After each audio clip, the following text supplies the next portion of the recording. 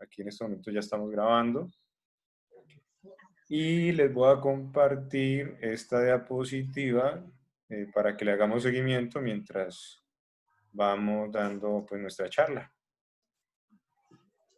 Listo, entonces me dicen, me confirman si pueden ver la diapositiva. Sí, se ve. ¿Sí? ¿Ahí? Sí, señor. Bueno, entonces empecemos. Bueno, antes de iniciar también quería confirmarles que Fondo de pantalla, tal vez. En la plataforma Moodle ya también quedaron actualizadas las fechas. ¿Sí? ¿Ya pudieron observarlo también? Pues, Sí, señor. Ok. Sí, señor. Ya quedaron también actualizadas las fechas.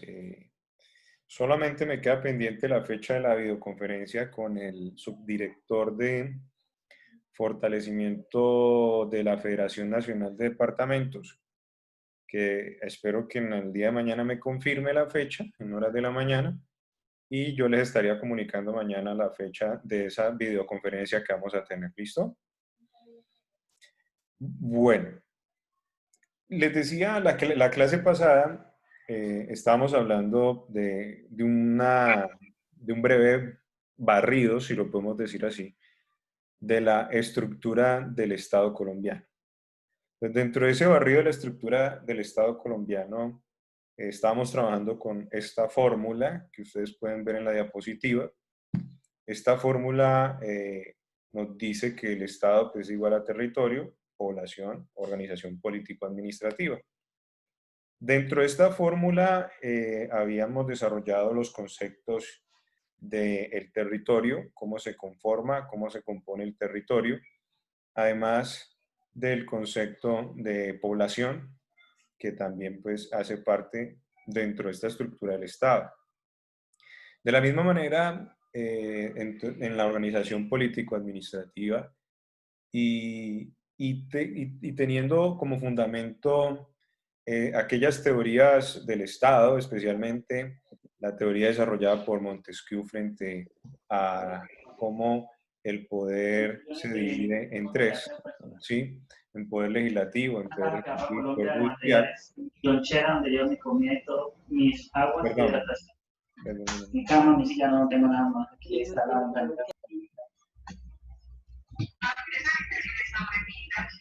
Claro, ya se tiene pisito. No, bien. Entonces, dentro de ese mismo planteamiento,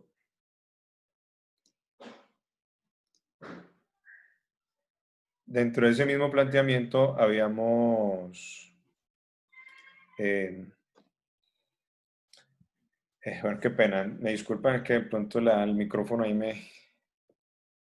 Bueno, entonces, estábamos desarrollando la estructura del Estado y dentro de la estructura del Estado hablábamos de una teoría tripartita del poder público del señor Montesquieu que nos divide el poder legislativo, el poder ejecutivo y el poder judicial.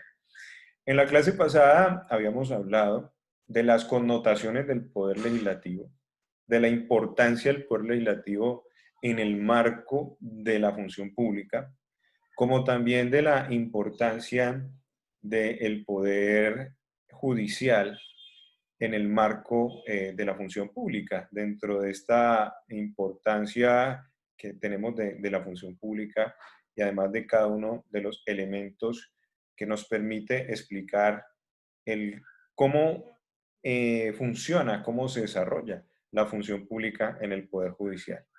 Dentro de esto, pues, hablamos de la jurisprudencia, de los conceptos, del carácter vinculante y demás, ¿no? Que son conceptos muy interesantes dentro de esto que hemos venido, pues, trabajando y planteando.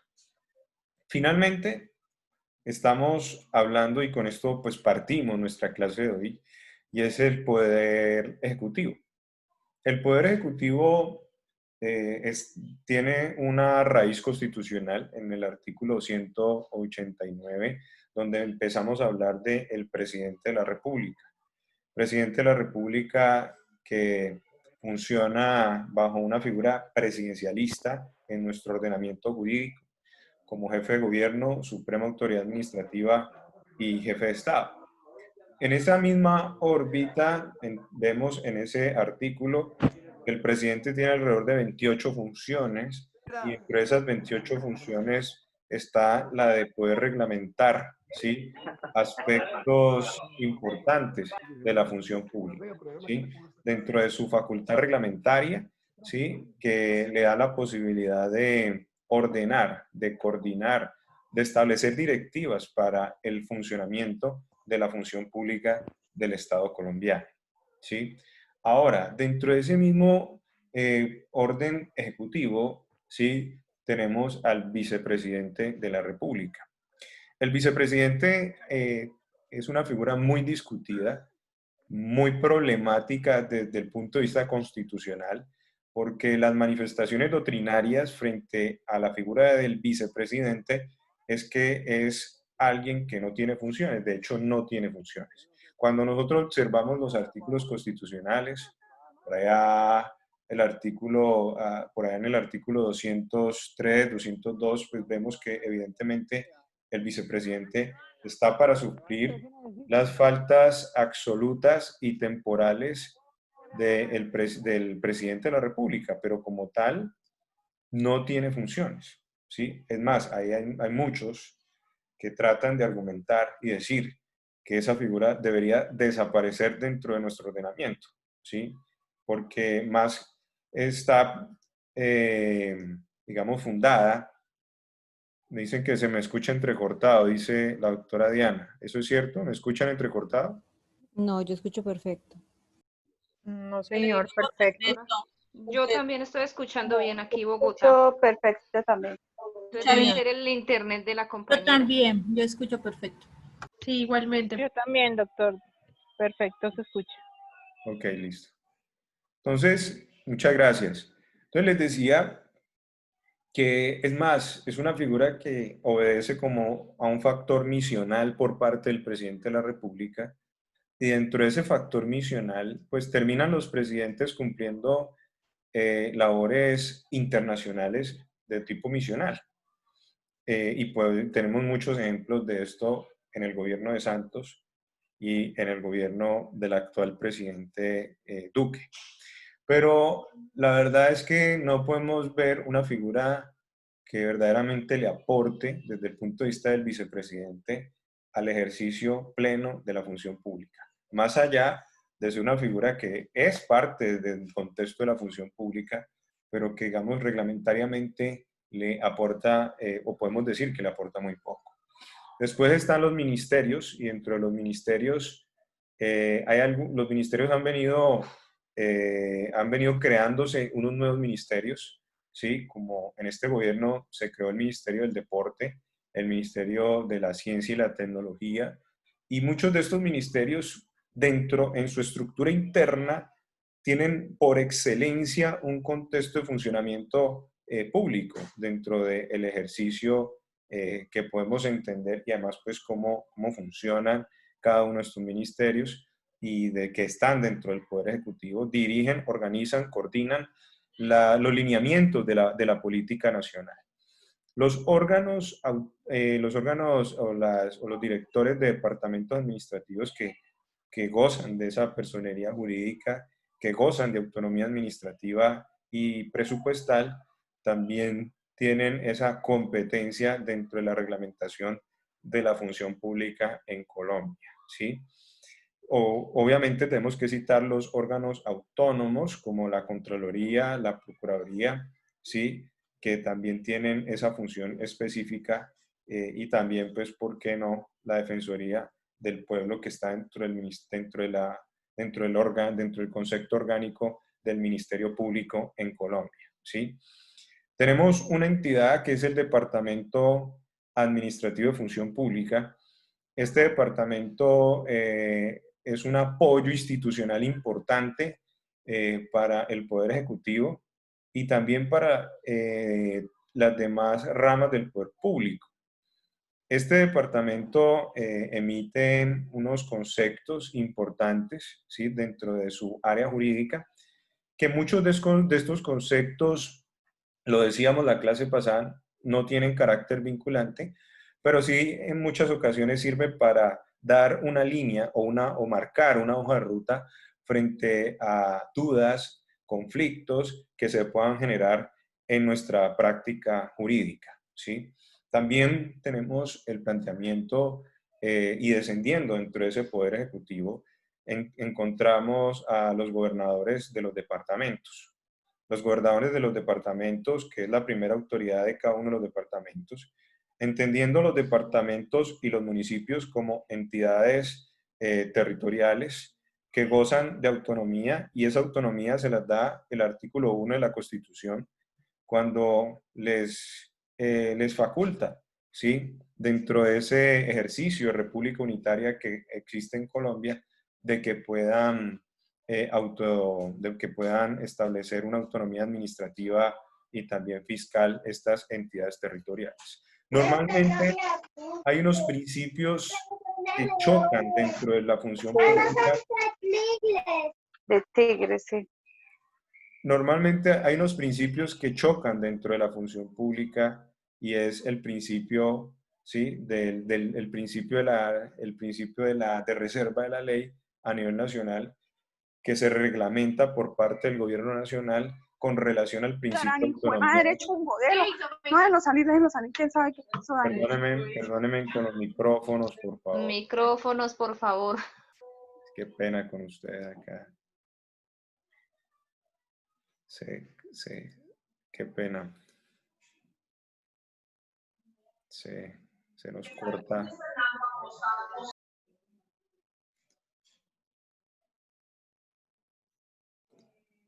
Les pido un favor enorme que por favor apaguemos los micrófonos, pues para que no podamos, no tengamos estas interrupciones. ¿Listo?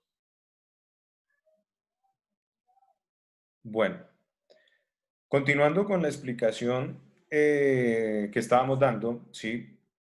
Les decía que hay dos principios que se encuentran mucho, que es el principio de la reserva de la ley, que se utiliza mucho desde el contexto tributario, pero que también aplica dentro del contexto de la función pública, y el principio de la autonomía de las entidades territoriales.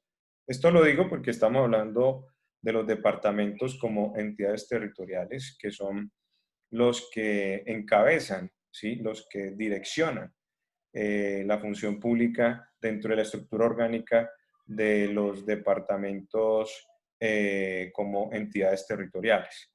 Los departamentos como entidades territoriales chocan mucho con estos principios, y como ustedes van a poder observar en la conferencia que vamos a ver con la Federación Nacional de Departamentos, mucho de nuestra institucionalidad está prácticamente, estamos centralizados, y eso afecta especialmente en el tema de regalías, en el tema del Sistema General de Participaciones, la eficiencia administrativa de las entidades territoriales, ¿sí?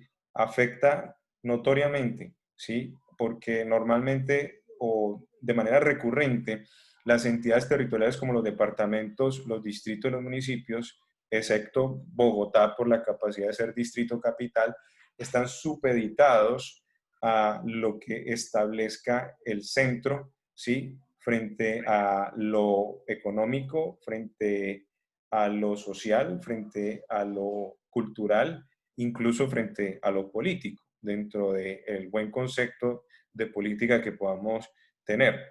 Entonces, este escenario, ¿sí?, y ya que estamos planteando la naturaleza, los principios y el campo de acción de la función pública, nos plantea una serie de problemáticas que son las que hoy viven estas entidades territoriales. Entonces, los gobernadores obviamente tienen la facultad de nombrar como nominadores que son, ¿sí?, a su gabinete, a los diferentes secretarios de despacho, a través de figuras que están dentro del marco de la función pública y funciones o funciones como el libre, la figura del libre nombramiento y remoción y demás. Dentro de este componente podríamos establecer que también entran las asambleas departamentales, que están dentro de ese mismo poder ejecutivo y que no podemos decir que las asambleas departamentales son órganos legislativos porque no lo son, ¿sí? Las asambleas departamentales coadministran, ejercen control político sobre el gobierno departamental, ¿sí? Pero definitivamente lo que hacen es reglamentar y también establecer las políticas de orden departamental a través de ordenanzas. Cuando nosotros escudriñamos la naturaleza jurídica de las ordenanzas, que es lo que expiden las asambleas departamentales, encontramos que son actos administrativos de carácter general, actos administrativos más no leyes, y como actos administrativos, pues gozan también de un control de legalidad que asume la jurisdicción de lo contencioso administrativo. Entonces, cada que una ordenanza establece cualquiera de los elementos o condiciones y cada que nosotros podamos entender dentro de nuestro raciocinio jurídico que esa ordenanza está afectando algún precepto legal, podemos decir que esa ordenanza es susceptible de ser demandada por simple nulidad. Y decimos simple nulidad porque estamos hablando de un acto administrativo de carácter general dentro de esas características. Ahora, y descendiendo dentro de esa estructura del departamento, encontramos el escenario de los municipios, de los distritos y los municipios. Están los alcaldes, ¿sí? Los secretarios de despachos, también ellos nombran con la facultad de libre nombramiento y remoción. Y también encontramos, ¿sí? Los acuerdos municipales expedidos por los consejos que tienen una función similar a las de las asambleas en cuanto a que ejercen ejercen el control político de ese gobierno y establecen pues, los lineamientos municipales y distritales. Coadministran, expiden actos administrativos de carácter general que también son susceptibles de ser demandados, ¿sí? Por la acción de simple nulidad. Esta exposición que les hago dentro del Poder Ejecutivo nos lleva a un capítulo constitucional y un capítulo constitucional que lo encontramos en el artículo 209 de la Constitución, que se los voy a plantear acá, también se los voy a compartir, para entender que la función administrativa, ¿sí? Esa función administrativa que reglamenta o que desarrolla el funcionamiento de nuestras entidades públicas obedece a unos principios, pero que también obedece a unos lineamientos que son propios del derecho administrativo para poder que funcione. ¿Cuáles son esos lineamientos? Entonces, dentro de esos lineamientos tenemos, un segundito, aquí les comparto el artículo.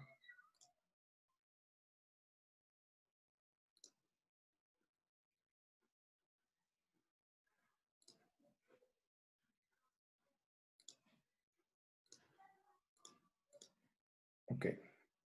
Fíjense, el capítulo 5, dentro de esa, como estamos ubicándonos en la naturaleza y en los principios y en el campo de acción de la función pública, ¿sí?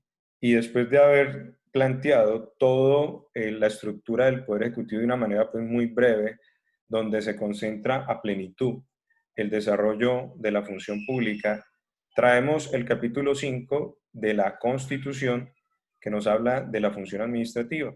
Dentro de esta función administrativa, en el artículo 209, hablamos de que la función administrativa está al servicio de los intereses generales y se desarrolla con fundamento en unos principios. Principios en los que se debe regir, principios en los que se debe reglamentar, ¿sí? Toda la actividad del Estado. Estos principios los entendemos como el principio de la igualdad, la moralidad, la eficacia, la economía, la celeridad, la imparcialidad, la publicidad. Ahora, estos principios, que son los que normalmente dentro de un esquema de funcionamiento del Estado son propios y que se deben de respetar, que se deben que se deben de respetar y que se deben de establecer, ¿sí? En todas las dependencias funcionan a través de unas figuras que nos han venido recalcando mucho dentro de la actividad del Estado, especialmente cuando hablamos de entidades territoriales, ¿sí? Pero cada una de estas funciones, que si bien es cierto tienen un planteamiento teórico, podemos verlas cómo funcionan en la práctica, pero que además podemos entender dentro del escenario jurídico cómo podemos plantear un debate, un problema jurídico frente a cada una de estas figuras. ¿Cuáles son estas figuras? Entonces, dentro de estas figuras encontramos la descentralización territorial, ¿sí?, que se desarrolla a partir del artículo 1 de la Constitución. La otra figura que nos plantea es la descentralización por servicios, ¿sí? ¿Y qué entendemos por descentralización por servicios? La otra figura que nos plantea es la desconcentración administrativa. Y la última figura que nos plantea esta función administrativa es la delegación. Las implicaciones, o más bien los efectos en la práctica de la delegación desde el punto de vista de la función administrativa. Empecemos por hablar de la descentralización territorial. Simplemente decimos que la descentralización territorial opera para las entidades territoriales, llámense departamentos, distritos y municipios. Estos tienen un representante legal que es el alcalde, gobernador, ¿sí? Y esa representación legal normalmente se asume o empieza a surtir efectos jurídicos dentro de la persona jurídica, departamento, municipio, distrito, ¿sí?, a partir de que se posesiona como tal en el cargo. Normalmente un alcalde, un gobernador se posesiona o lo hace pues juramentando ante un notario público, y esa escritura pública se convierte en un documento súper importante para poder materializar muchos actos al interior de una gobernación o un municipio. Escritura pública que se acompaña de la cédula y en ocasiones de la credencial electoral que certificó, ¿sí?, a ese gobernador o a ese alcalde, ¿sí?, como un funcionario para el ejercicio pleno de ese cargo. Entonces, dentro de la descentralización territorial que están estas personas ubicadas, tenemos también que ellos desarrollan una autonomía administrativa, y dentro de la autonomía administrativa está la función nominadora de poder designar, pero también declarar insubsistente a cualquier persona dentro de esa estructura orgánica.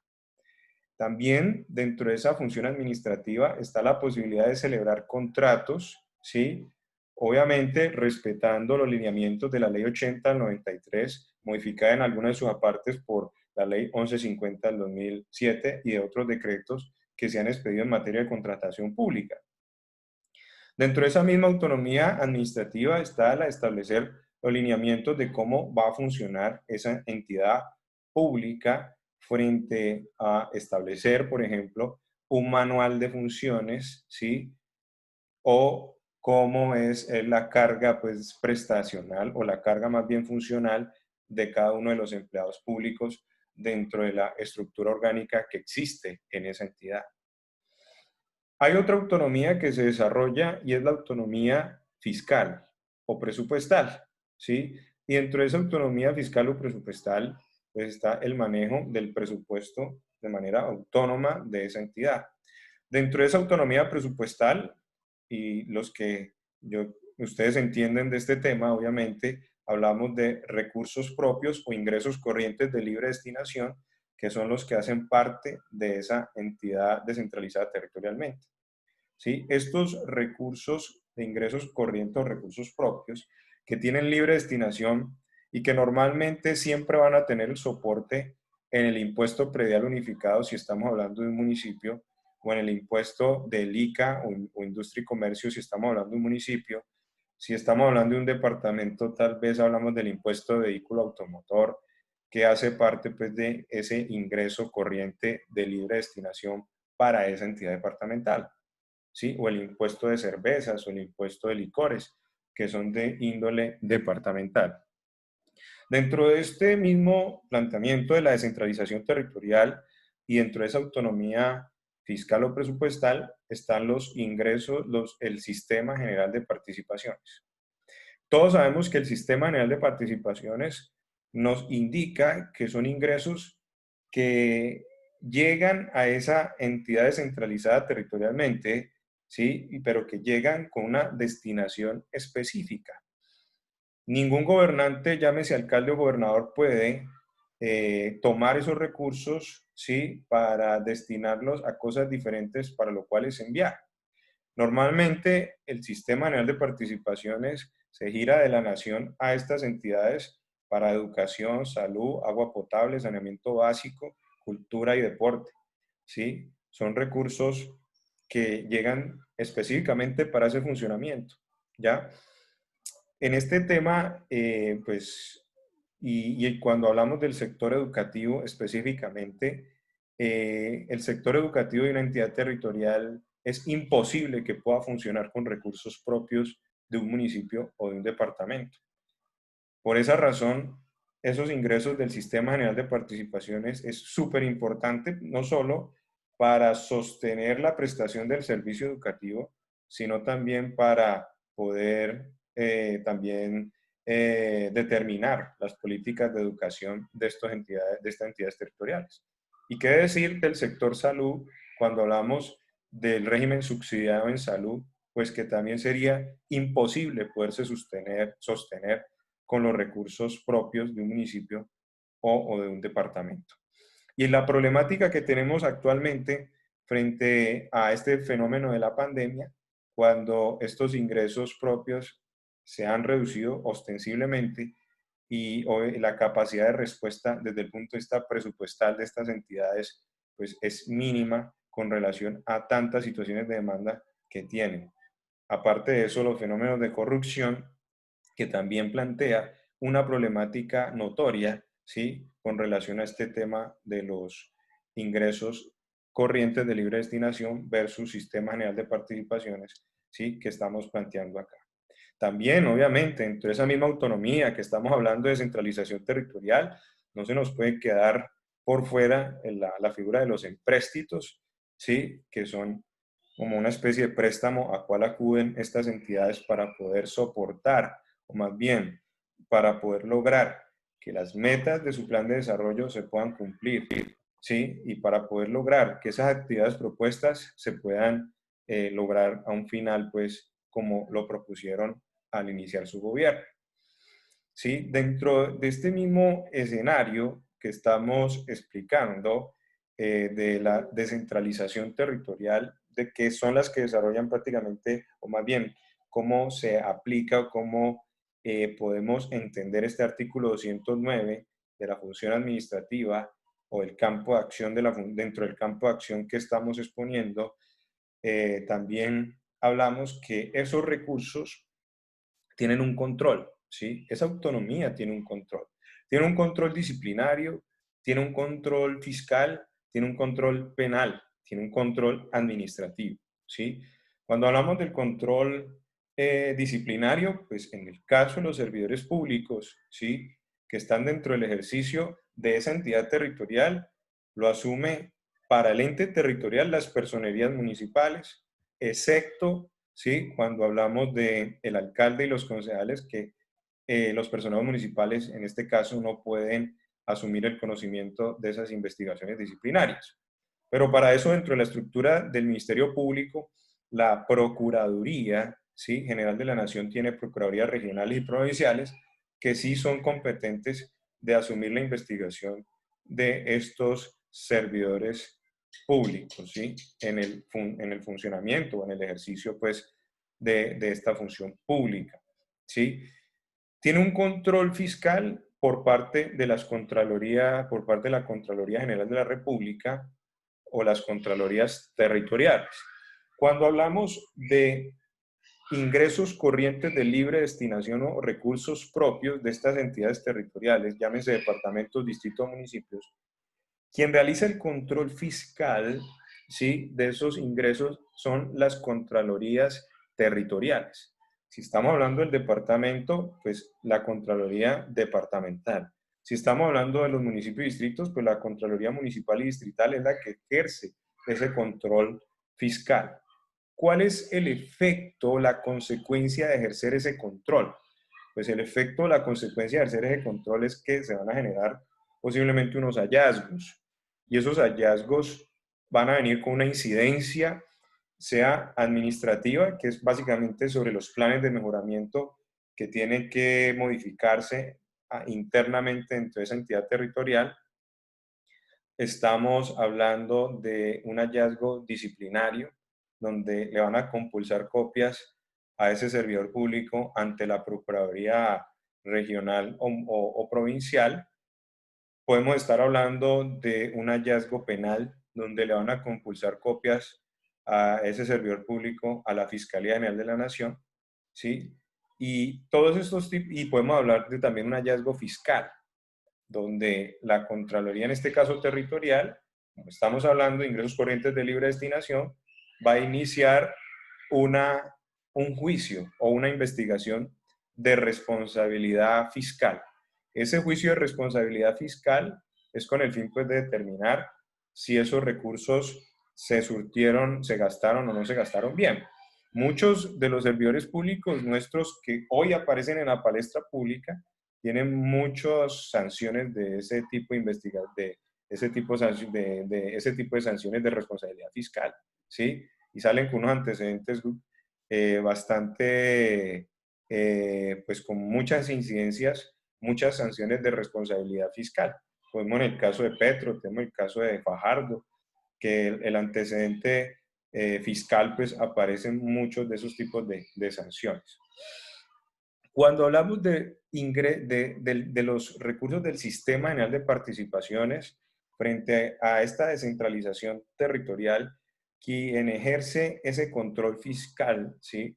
Es la Contraloría General de la República. Es decir, ya no las Contralorías territoriales, sino que directamente la Contraloría General de la República es la que va a ejercer ese control directo frente a esos recursos, porque como son recursos que vienen de la nación, sí, es la que va a ejercer ese control si evidentemente pues, se protegieron, se gastaron, se administraron, se ejecutaron bien o no estos recursos del Sistema General de Participaciones. Los efectos son hallazgos con la misma incidencia, ¿sí? Y el juicio de responsabilidad fiscal pues ya no lo va a iniciar la Contraloría Territorial, sino que lo va a iniciar la Contraloría General de la República. Dentro de este mismo escenario de descentralización territorial, pues tenemos el Plan de Desarrollo Municipal, que es propio de las entidades territoriales, departamentales o municipales, el presupuesto de cada uno de los municipios y departamentos. Hay una diferencia clave que ustedes también pues la tienen clara en ese sentido, y es que los planes de desarrollo de las entidades territoriales pues se aprueban cada 4 años, los presupuestos se aprueban cada año, ¿sí? ¿Sí? Y la problemática ahora que estamos en este tema de la pandemia frente al tema de los presupuestos para poder lograr, o más bien buscar un equilibrio entre estos presupuestos de las entidades territoriales.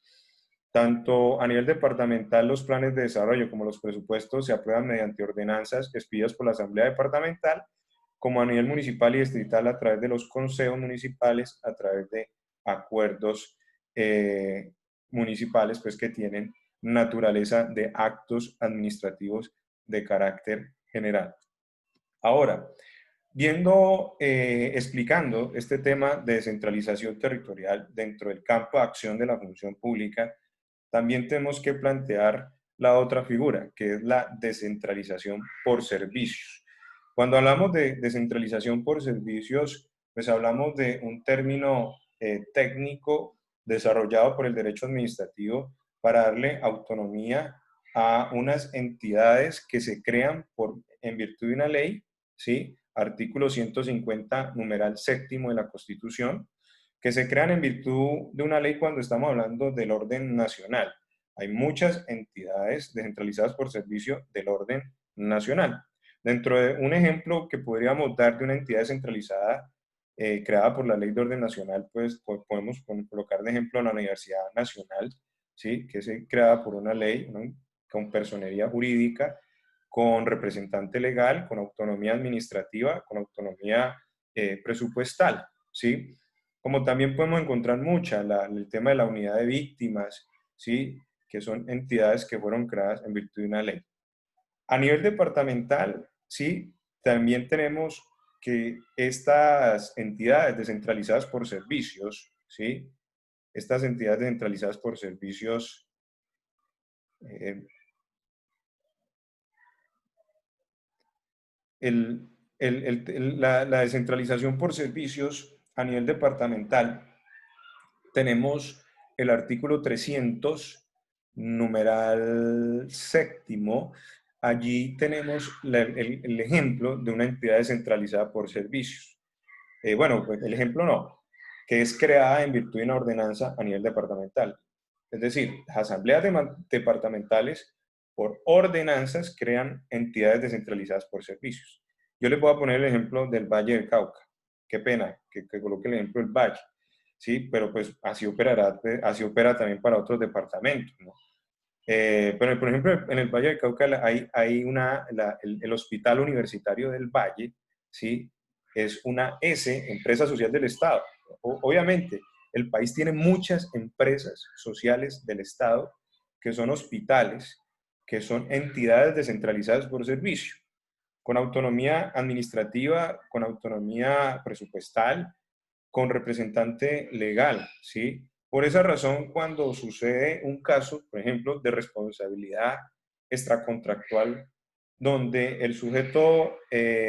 donde el sujeto activo de esa responsabilidad es el hospital, pues demandamos es a la S, ¿sí? En un proceso de responsabilidad patrimonial del Estado, bueno, de reparación directa, demandamos a la S, ¿sí? Porque es la S la que tiene personería jurídica, representante legal dentro de ese ejercicio. Es una entidad descentralizada por servicios. Pero no solo las EGS tienen esa connotación de descentralizadas por servicios. También tenemos las EICE, que nos han explicado mucho, las EICE, Empresas Industriales y Comerciales del Estado. Las empresas industriales y comerciales del Estado también tienen esa connotación de ser descentralizadas por servicios en el orden departamental creadas por ordenanzas, ¿sí? Por ejemplo, en el caso del Valle del Cauca está la licorera del Valle. Me imagino que en otros departamentos las licoreras tienen la connotación de EICE. Me excusan si en otros departamentos no tienen esa connotación de EICE, pero creo que en la mayoría tienen esa connotación. Tienen personería jurídica, tienen autonomía administrativa, presupuestal y funcionan bajo ese escenario, ¿sí? de EICE, ¿ya? También tenemos el caso de los establecimientos públicos, que son creados por ordenanzas, entidades descentralizadas por servicios. Otro ejemplo de esto son las sociedades de economía mixta, ¿sí? Sociedades de economía mixta donde pues el mayor porcentaje, ¿sí? Podemos decir, le pertenece al Estado y el otro porcentaje le pertenece al sector privado. Y hay instituciones de educación superior privadas, ¿sí? Que también son entidades descentralizadas por servicios creadas a nivel departamental. Por ejemplo, en el Valle del Cauca, la Universidad del Valle es una EICE, ¿sí? Perdón, es una entidad descentralizada por servicios. Es una entidad descentralizada por servicios porque fue creada por una ordenanza, tiene esa connotación de personería jurídica, responsable, de autonomía administrativa y presupuestal y funciona de esa manera, ¿sí? Esto en cuanto a la descentralización por servicios a nivel departamental. A nivel municipal también tenemos muchos ejemplos, ¿sí? Tenemos EICE, tenemos establecimientos públicos, tenemos sociedades de economía mixta, tenemos instituciones universitarias, y por ahí se me escapaba una que es muy importante. Lo que pasa es que esa tiene una reglamentación especial a nivel nacional, que son las CAR, las Corporaciones Autónomas Regionales, que tienen dentro de esa parte el orden, más bien, o el establecimiento de entidades descentralizadas por servicios, que es una figura pues muy importante dentro de este escenario. ¿Ya? Bueno, hemos entonces planteado dentro del campo de acción de la función pública la figura de la descentralización territorial, hemos planteado la figura de la descentralización por servicios, dentro de esta figura pues, que es tan importante y que podemos entender. Bueno, qué pena, ¿hay alguna pregunta? Pues para no tomarme yo toda la palabra, para explicar las otras dos figuras del campo de acción de la función pública, que es la desconcentración y la delegación, y especialmente las implicaciones que la delegación tiene en la práctica en materia de contratación estatal. ¿Alguna pregunta, compañeros?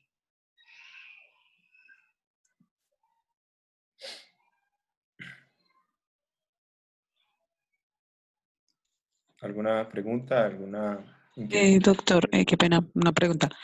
¿El municipio y el departamento tiene absoluta autonomía en el tema presupuestal, digamos, de su presupuesto propio?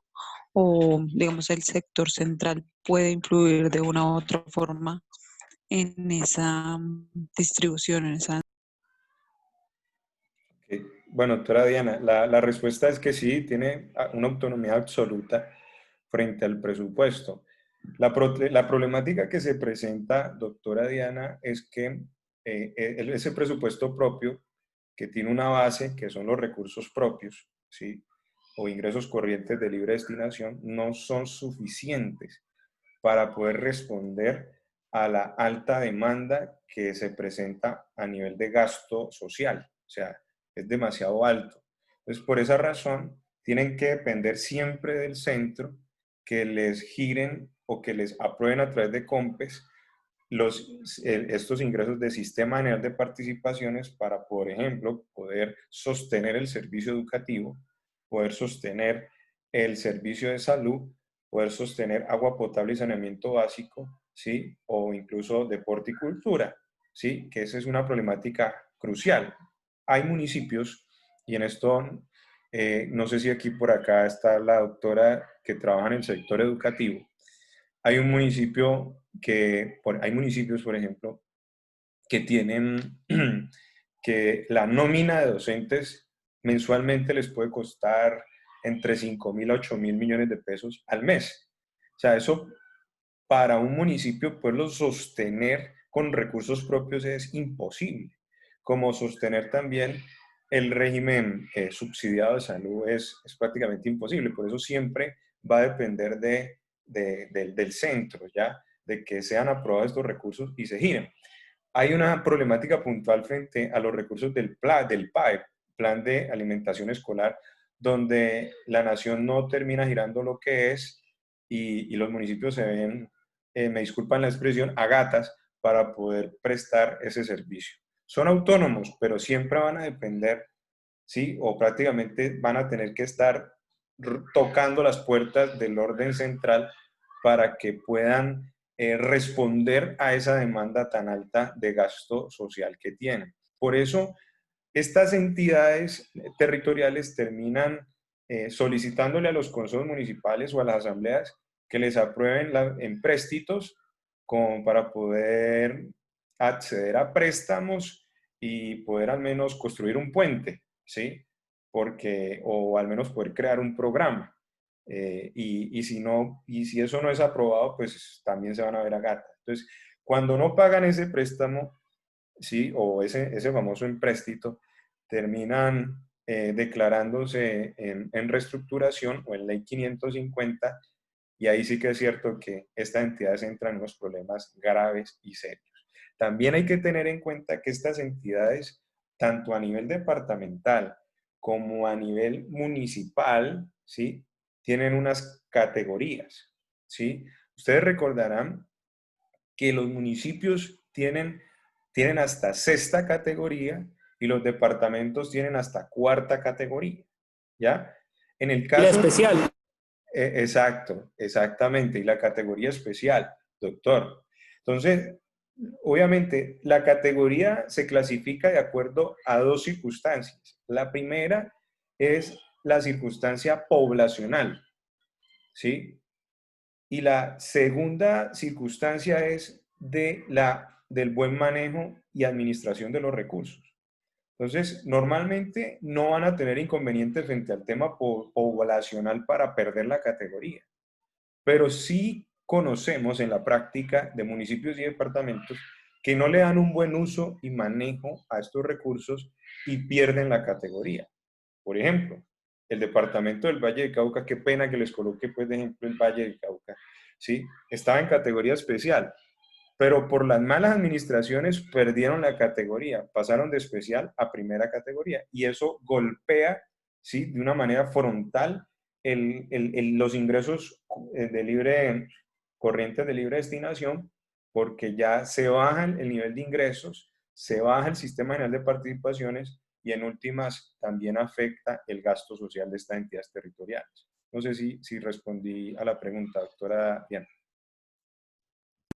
Sí, doctor, excelente. Sí. Ok, ¿cómo vamos?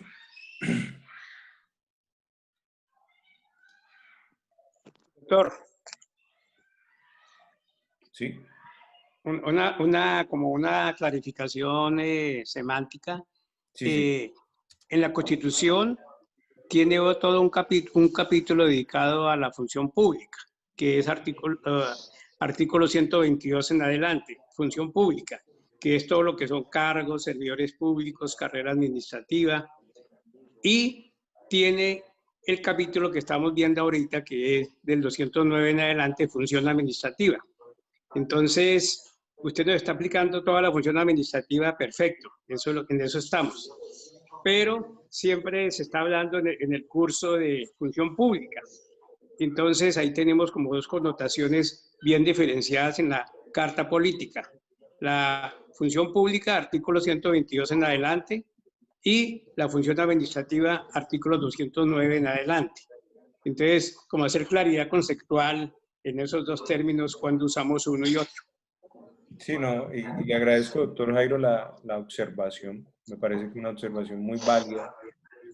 De hecho, estoy hablando pues de la naturaleza y del campo de aplicación de la función pública desde la función administrativa, como usted muy bien lo plantea.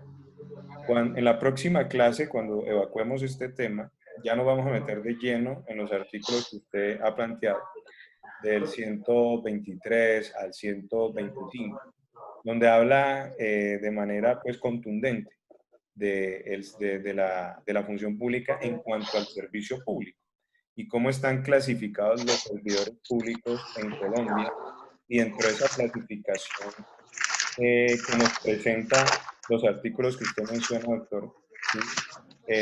Cómo cada uno de estos miembros, o más bien de servidores públicos, responden a la función pública establecida en Colombia. Obviamente, ahí vamos a hablar del decreto 1083 del 2015, que habla o más bien del decreto único reglamentario de la función pública en Colombia, como también de la ley 909 del 2004, que nos plantea los temas de carrera administrativa en Colombia.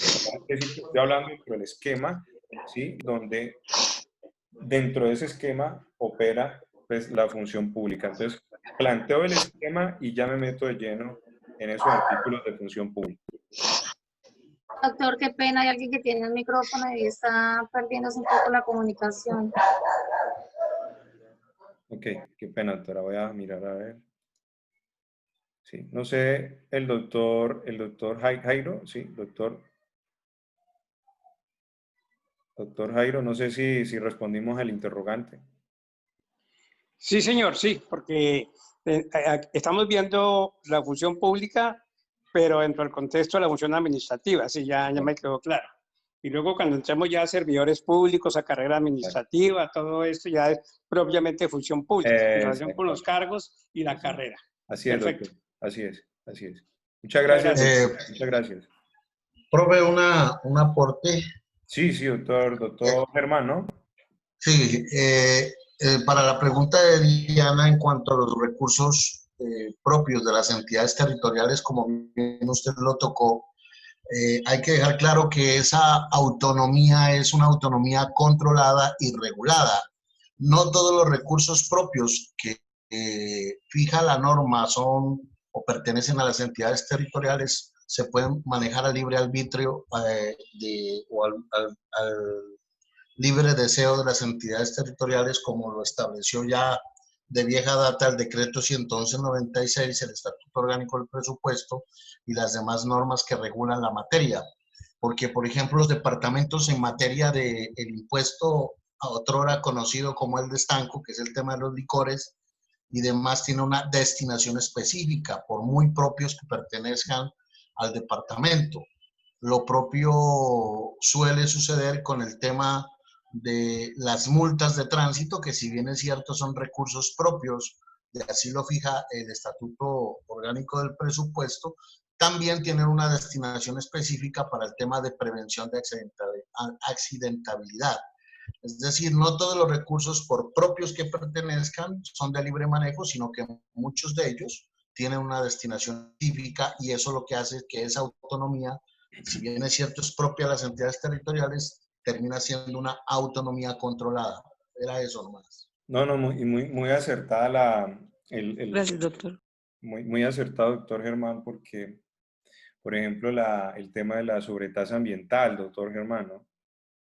Que si bien es cierto, pues, se cataloga un recurso propio, pues tiene una destinación específica en ese campo. Pero muchas gracias, doctor Germán. Doctor, de la misma manera también el 1% de los presupuestos municipales para compra de predios para la conservación del medio ambiente.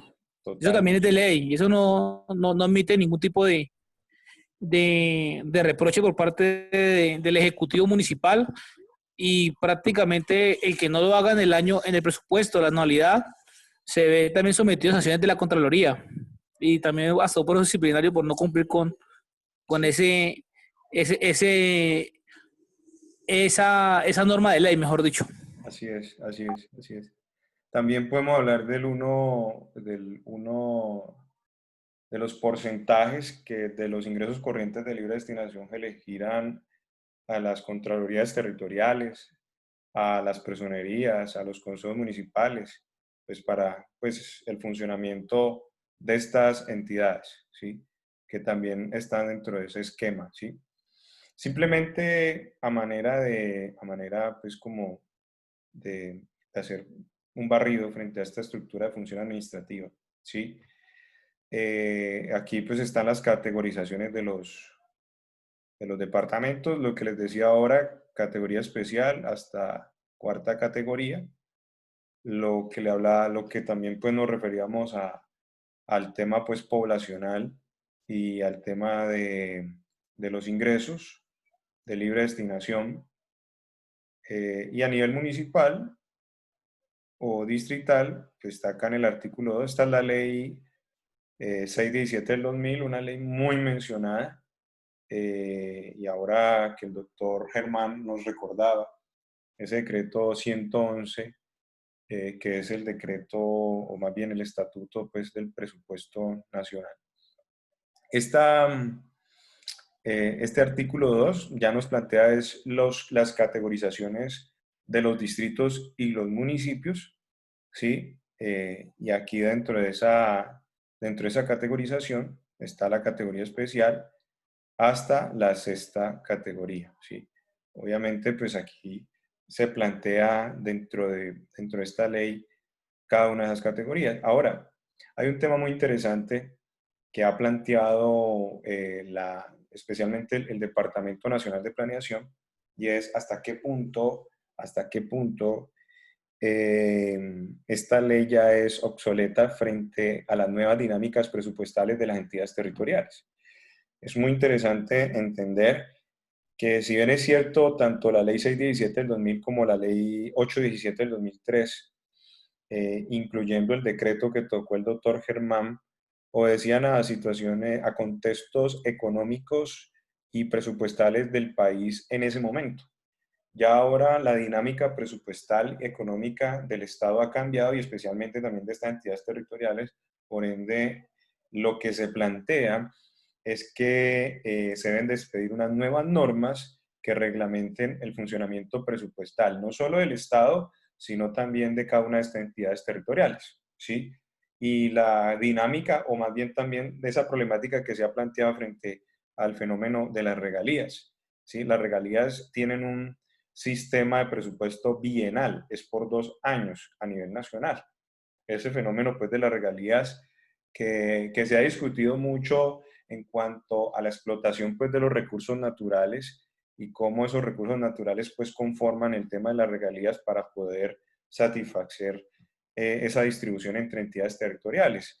Y dentro de ese mismo escenario, también pues planteamos el tema que tiene que ver con el tema pues, del hidrocarburo, especialmente el petróleo, ¿sí? Donde un municipio puede decir que aquí es donde más se explota ese hidrocarburo y aquí es donde más pues tienen que quedarse las regalías, pero evidentemente pues eso es una problemática muy interesante dentro de este escenario de la estructura y de estas entidades descentralizadas territorialmente.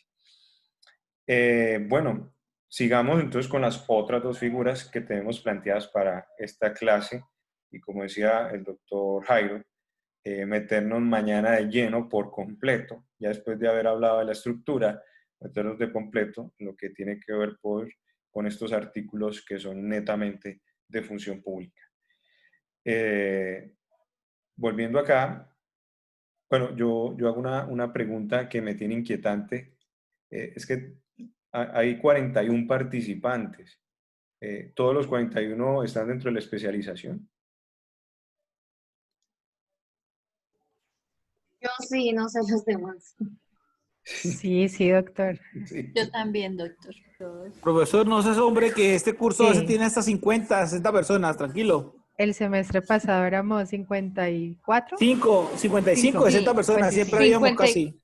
54 personas éramos el Sí, semestre pasado sí. y pues yo creo que continuamos la mayoría. Lo que pasa es que hay gente que todavía está en proceso de legalización, doctor, Ah, ok, ok.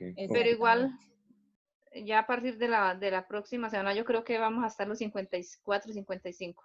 Ah, ok. La otra semana le llegan más. Es un buen grupo. Ok, muchas gracias por la aclaración. Muchas gracias. Bueno, entonces volviendo al tema de la otra figura, les pido por favor que me regalen 3 minuticos, ¿sí? 3 minutos.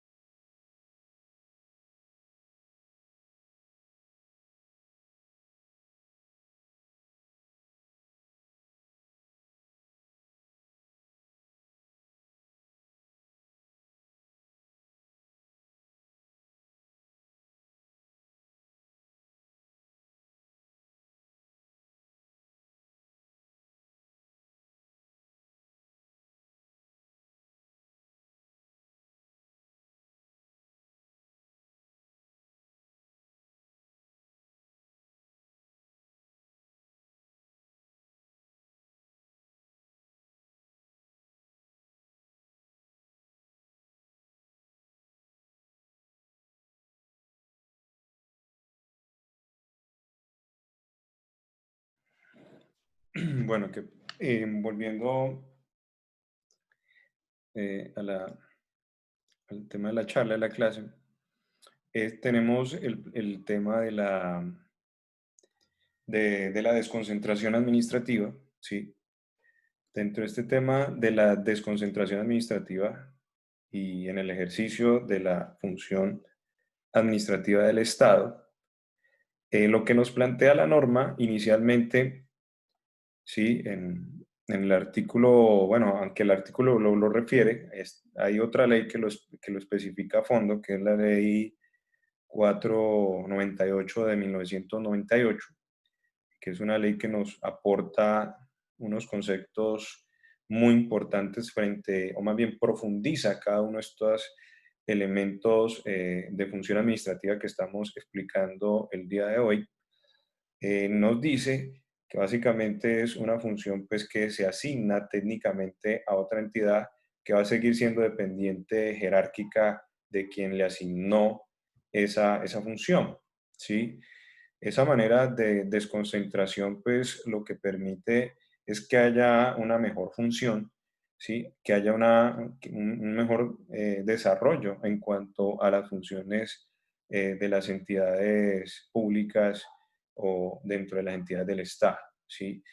Hay varios ejemplos de esta figura de desconcentración y donde hay un alto componente de función pública, ¿sí? Planteamos por el ejemplo de la DIAN, de la Procuraduría General de la Nación. El superior jerárquico aquí siempre está al control de toda la actividad administrativa, ¿sí? Desde la parte central nunca pierde ese control administrativo, ¿sí? Y por eso ponemos de ejemplo estas entidades en cuanto a la importancia pues, de destacar la parte de la desconcentración.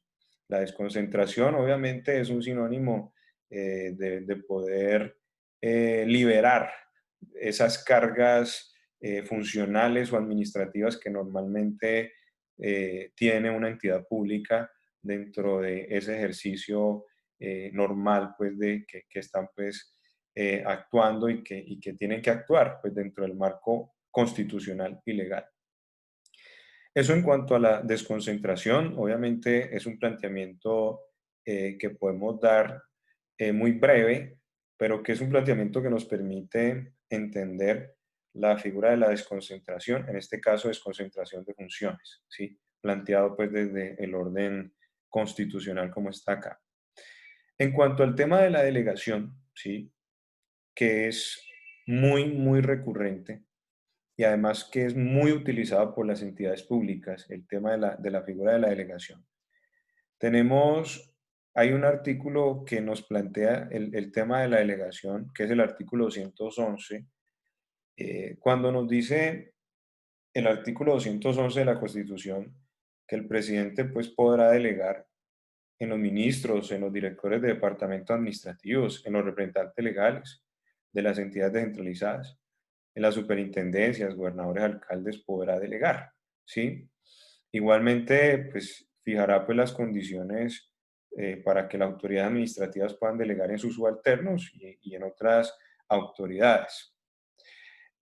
Obviamente, cuando nosotros vamos a la práctica, a la materialización de esta figura de la delegación en una entidad territorial o descentralizada por servicios, como hemos planteado el día de hoy, podemos observar que la figura de delegación siempre se da por un acto administrativo. Acto administrativo donde el delegante, ¿sí? Delega una función al delegatario, ¿sí? Ahora, el delegante transfiere una función al delegatario para que el delegatario ejerza una función que no es de él y la ejerza como si fuera de él. Y en este caso, el delegatario puede en cualquier momento puede perder esa función delegada porque el delegante la puede reasumir en cualquier momento y además pues también tiene la posibilidad, en este caso, de acuerdo a la Constitución, que la delegación exime, ¿sí? De responsabilidad al delegante. dice la Constitución, la cual corresponderá exclusivamente al delegatario. A pesar de que es una función delegada, a pesar de que el delegante se supone debe de vigilar, debe de controlar cómo el delegatario ejerce esa función delegada, la Constitución lo que nos dice en el inciso segundo es que el delegante queda exonerado completamente de cualquier responsabilidad frente a los actos del delegatario, ¿sí?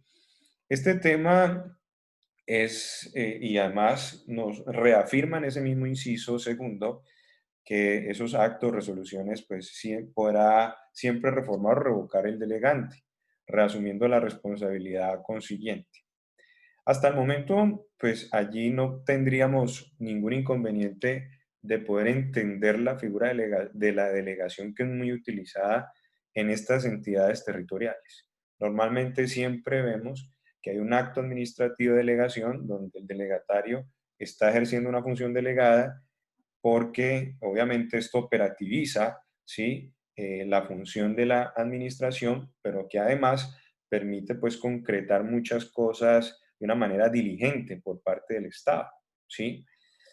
Pero cuando planteamos el escenario de la contratación pública, ¿sí? Cuando planteamos el escenario de la Ley 80 del 93, modificada, vuelvo y reitero, por la Ley 1150 del 2007, sus decretos reglamentarios y demás, pues la cosa no es tan sencilla, porque resulta que en uno de esos artículos, ¿sí? De esta Ley 1150 del 2007, si no estoy mal, ¿sí? En uno de estos artículos se plantea que el delegante responde solidariamente por los actos del delegatario, ¿sí? En materia de contratación pública. Pues allí, dentro de la lógica, podríamos decir que no hay ningún inconveniente, no hay lío, nos parece normal que en materia de contratación pública el delegante responda, ¿sí? Por lo que hace el delegatario, porque lo que hacen los gobernadores y los alcaldes es delegar la contratación para que quien responda finalmente es el delegatario.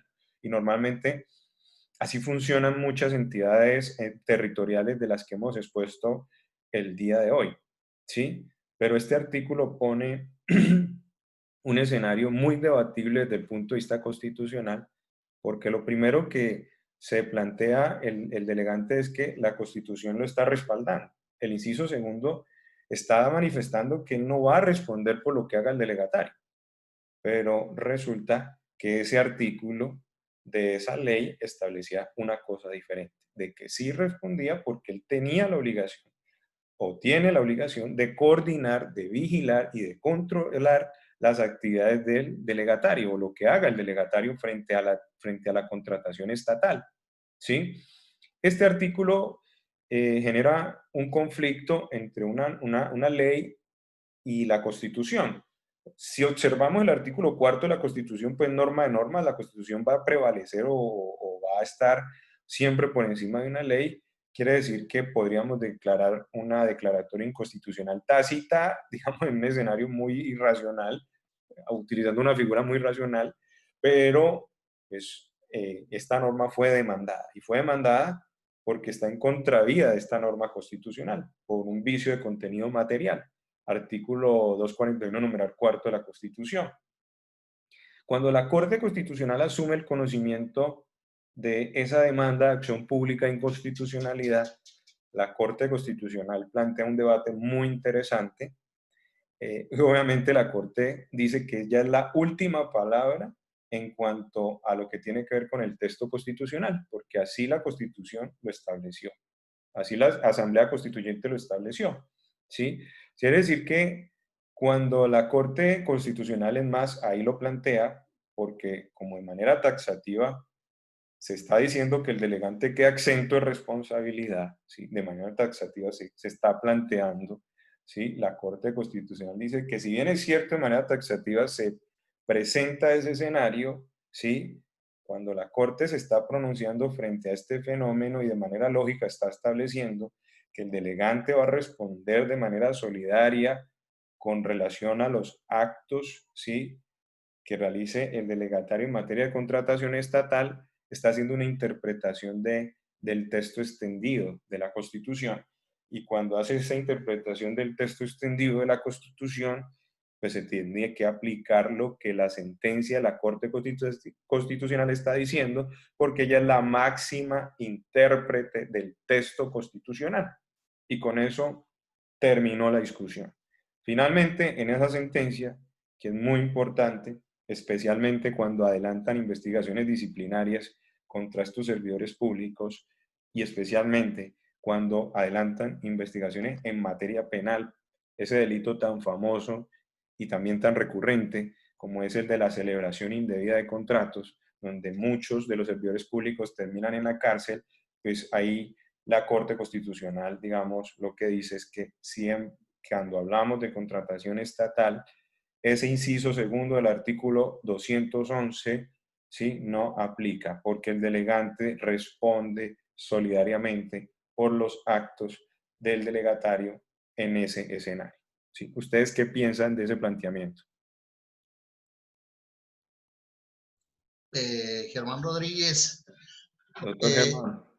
ese punto pues es algo que yo manejo y tengo conocimiento de esa sentencia como usted lo dice. Lo que pasa es que el análisis de la naturaleza jurídica de la contratación pública establece de que la responsabilidad recae sobre el ordenador del gasto, representante legal de la entidad, y los funcionarios sobre quienes se delega esa función de tramitar la contratación a nombre de la entidad territorial y por instrucción delegada del correspondiente ordenador del gasto, no escinde precisamente esa disposición de la entidad en cabeza de un funcionario delegado. Es decir, solo se traslada la capacidad administrativa de celebrar un contrato, más no se le traslada la capacidad de ser representante legal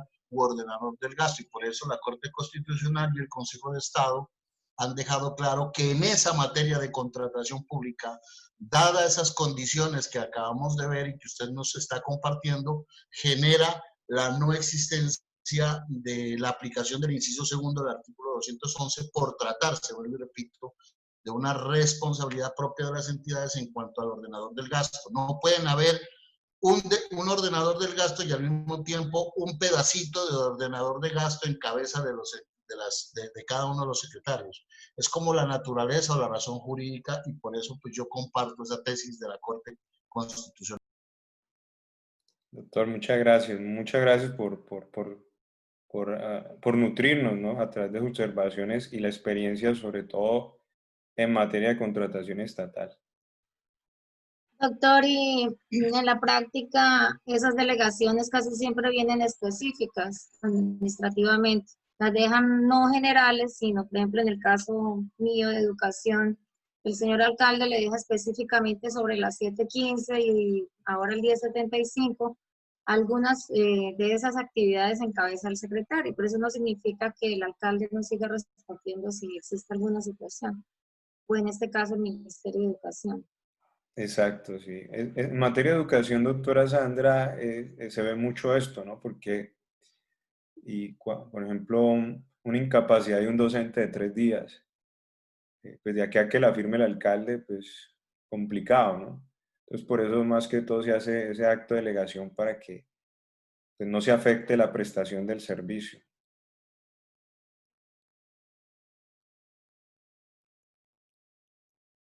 Sí, señor, es correcto. Y otro pedacito que nosotros tenemos ahí con la parte educativa es la fiducia, la fiduprevisora. Eso también genera una cantidad de situaciones que, a pesar de que dependemos de ellas, de los trámites, eso es un complique para nosotros, que también entramos a responder por las cosas que se dejan, se omiten o se hacen de más. Entonces eso es bien complicado también. Sí, sí, así es, así es. Ok. Gracias, doctora. Doctor, buenas noches. Doctor Eduardo, ¿cómo va?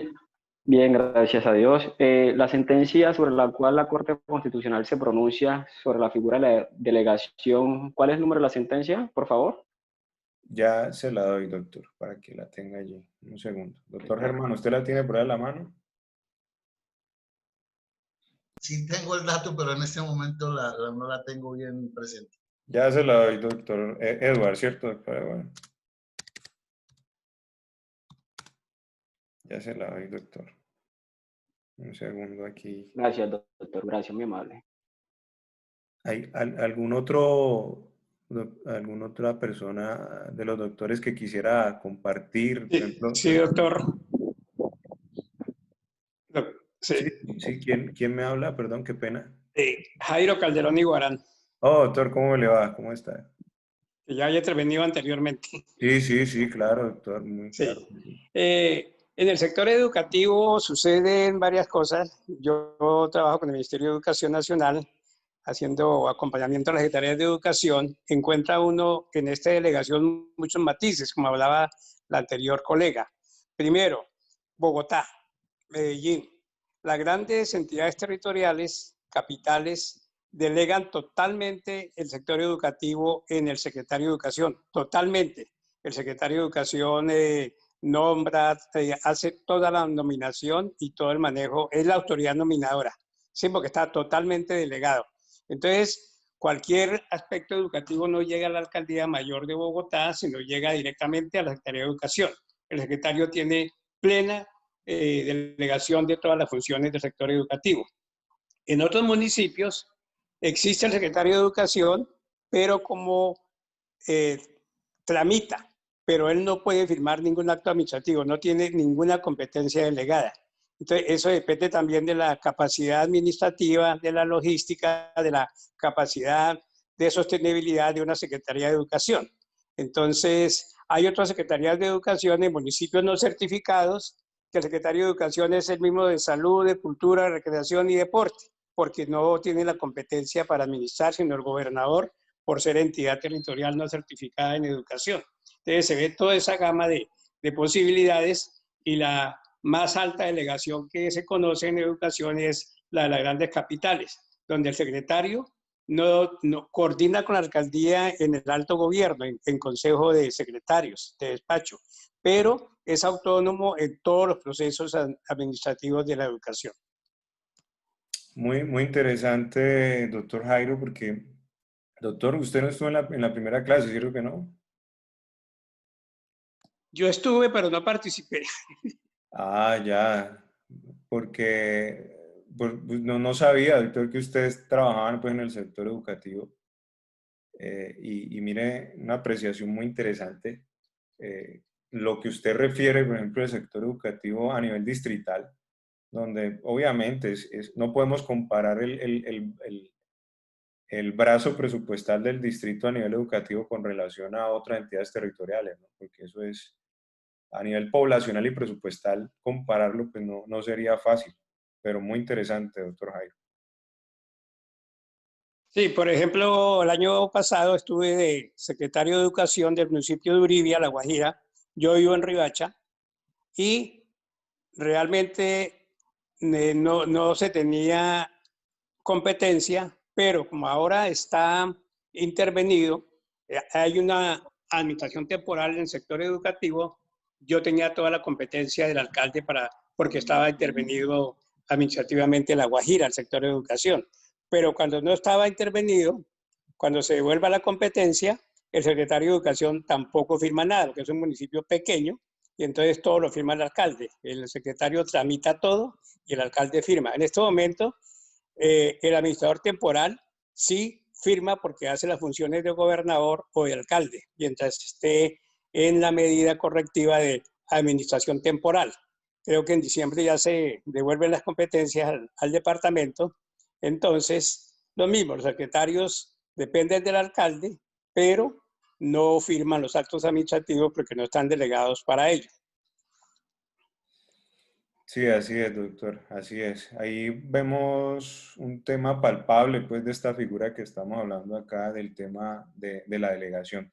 Después le comento algo, me gustaría escuchar su concepto frente a ese proyecto de modernización de que estaba adelantando el Ministerio de Educación Nacional por allá en el 2012, 13, que definitivamente, pues, como que no logró continuar en el actual gobierno, ¿no?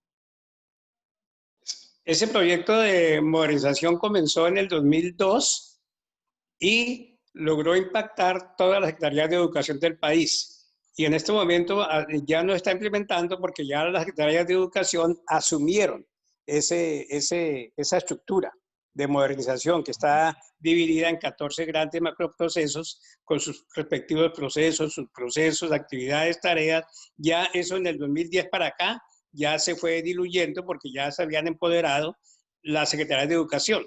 No está, pero sí quedó consolidado. Sí, sí, sí. Y sobre todo es muy importante porque les permite pagar personal con sistema general de participaciones, ¿no? Distinto a recursos propios. Totalmente. Todo en el Ministerio de Educación gira mensualmente los recursos del SGP y de ahí se sufragan todos los gastos del sector educativo, entre otros la nómina. Ok, bueno, mi doctor, no dejemos de hablar del sector educativo, doctor, por un momento, porque hay más compañeros. Pero muchas gracias, doctor Jairo, muchas gracias.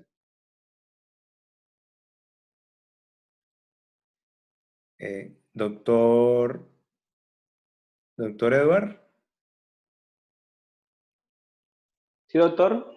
Doctor, esta es la sentencia, ¿la puede ver?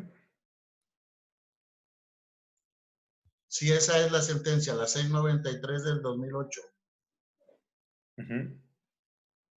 Sí. Sí, doctor, muy amable. Sí, ok, doctor. Esa es la sentencia. Ok. Bueno, pues hemos hoy hablado, obviamente,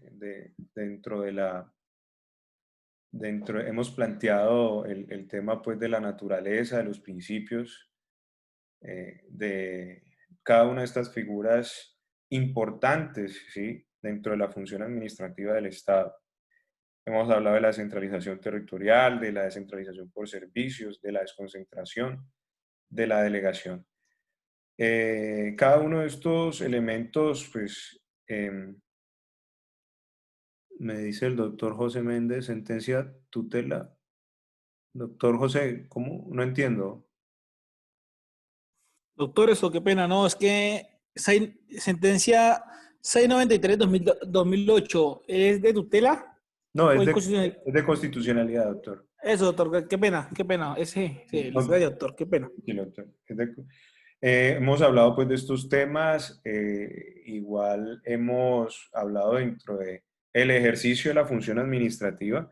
Dentro de ese ejercicio de la función administrativa, pues delimitamos, como dice, el escenario para mañana entrar pues de fondo con los artículos que mencionó el doctor Jairo y que, pues, y que presentamos también en el plan de curso el sábado, que fue nuestra clase introductoria de la función pública frente a la clasificación de cada uno de los servidores públicos y la normatividad pues, que emerge de cada uno de ellos y que es importante pues, para el escenario y el conocimiento de este módulo de función pública pues, que les quiero presentar a ustedes.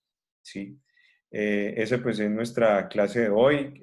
No sé si tienen alguna pregunta hasta el momento. ¿Cómo vamos? ¿Cómo estamos?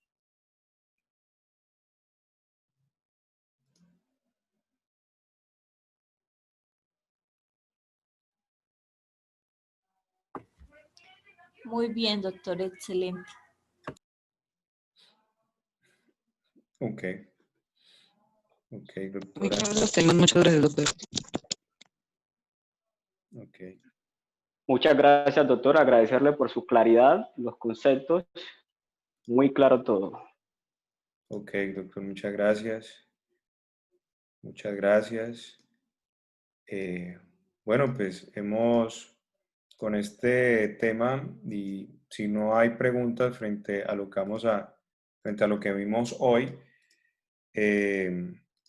entonces hemos terminado, pues como para que para que ustedes descansen también de una jornada laboral que han tenido el día de hoy, y mañana nos vemos a las 7 de la noche con un nuevo tema pues del área de este módulo de la función pública. A todos ustedes les deseo una feliz noche y bendiciones. Que estén muy bien. gracias, doctor. Muchas igualmente. Gracias, doctor. Muchas gracias. Amén, muchas gracias. Buenas noches para todos. Muchas gracias. Doctor, Buenas buenas noches. noches. Gracias, gracias, doctor. Feliz noche. Muchas gracias, saludos a todos, chao. Gracias, profe. Buenas noches para todos. Que estén muy bien. Muchas gracias. Gracias, feliz noche. Gracias, feliz noche. Gracias, feliz noche. Muchas gracias, feliz noche. Gracias.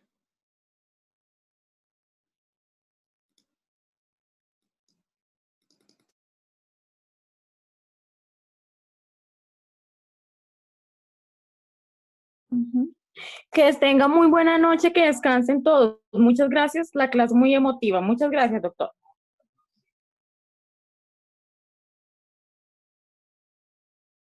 Muchas gracias, doctora. Feliz noche. Igualmente para todos.